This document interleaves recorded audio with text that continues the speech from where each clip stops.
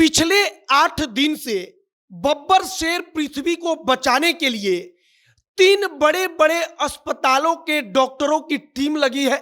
3 बड़े अस्पतालों से उसका इलाज चल रहा है और अब तो स्थिति ऐसी है कि पृथ्वी अपने पैरों पर खड़ा होना तो छोड़िए, वह खाना तक नहीं खा पाता है और उसको लिक्विड के जरिए फूट दिया जा रहा है, उसको इंजेक्शन दिया जा रहा है। कहा जा रहा है कि उसकी जिंदगी को बचाने के लिए लाइफ सेविंग डोज अब डॉक्टरों की टीम दे रही है।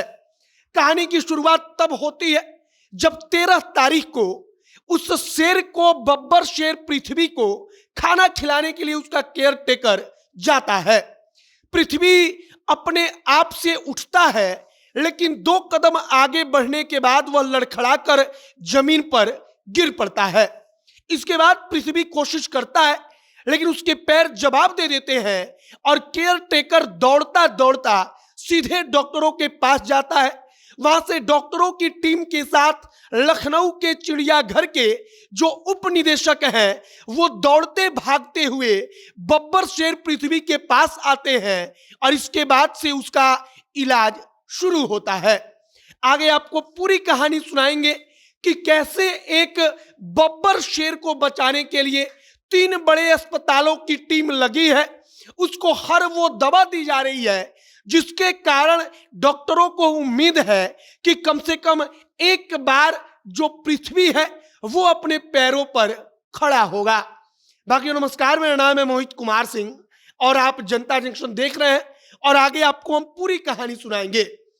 लखनऊ के चिड़ियाघर में रहने वाला बब्बर शेर पृथ्वी, अब पृथ्वी की तबीयत खराब है। वहां पर कहा जा रहा है कि जब चिड़ियाघर में पृथ्वी आया था तब पृथ्वी एक बार दहाड़ता था तो बाकी के जानवर कुछ देर के लिए सहम जाते थे, वो एकदम चुप हो जाते थे। उसकी दहाड़ पूरे चिड़ियाघर में अकेले सुनाई देती थी। लेकिन आज उसी पृथ्वी को बचाने के लिए 3 बड़े बड़े अस्पतालों के डॉक्टर, उनकी टीम लगी हुई है। उनके सारे जो मशीन वगैरह होता है वो लगा हुआ है और बब्बर शेर को बचाने के लिए हर संभव कोशिश की जा रही है। यहां पर आप एक और तस्वीर देखिए जिसमें जो बब्बर शेर पृथ्वी है वो अपनी शेरनी वसुंधरा के साथ यहां पर बैठा हुआ है। वहां पर पृथ्वी खड़ा है, वसुंधरा बैठी हुई है।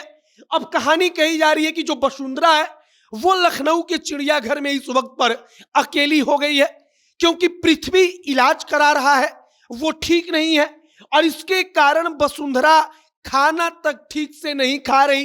पिछले 7-8 दिनों से उसने बहुत कम खाना खाया है और वह हमेशा परेशान रहती है।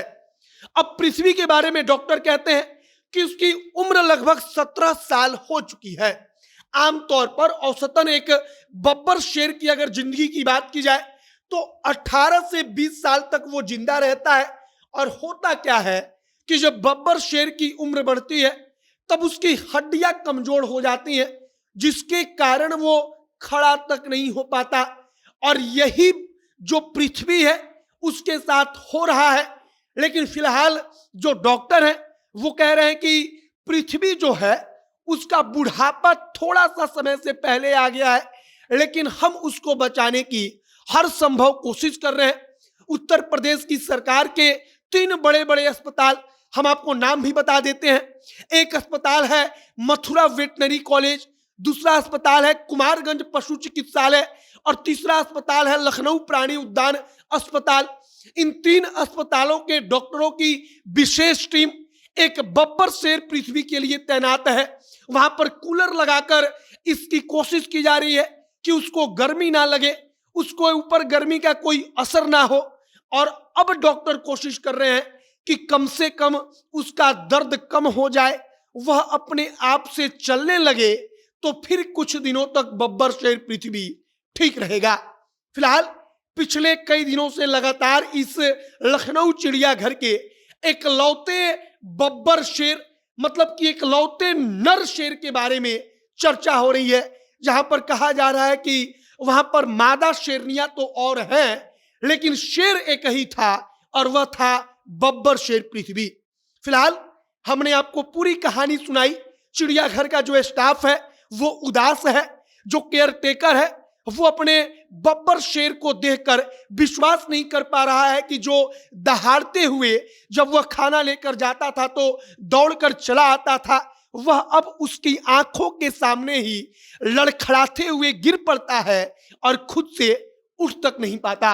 फिलहाल यह कहानी सुनकर आपको यह भी समझ में आएगा कि कैसे किसी जानवर से भी उसका देखरेख करने वाले का लगाव होता है, उससे उसका प्रेम होता है।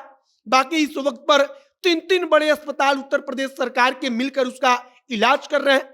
आगे देखिए कि बब्बर शेर पृथ्वी का क्या होता है। अगर कुछ और जानकारी आएगी तो आप तक हम पहुंचाएंगे, लेकिन फिलहाल यह कहानी आपको कैसी लगी कमेंट बॉक्स में लिखकर बताइएगा। आगे की तमाम खबरों के लिए हमारे साथ बने रहिएगा। वीडियो वहीं पर समाप्त करते हैं। कैमरे पीछे विशाल खड़े हैं और मैं मोहित कुमार सिंह। बहुत बहुत धन्यवाद।